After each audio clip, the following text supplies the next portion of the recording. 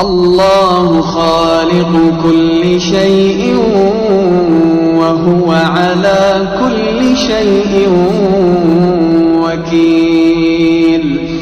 له مقاليد السماوات والأرض والذين كفروا بآيات الله أولئك هم الخاسرون. قل أفغير الله تأمروني أعبد أيها الجاهلون. ولقد أوحي إليك وإلى الذين من قبلك لئن أشركت ليحبطن عملك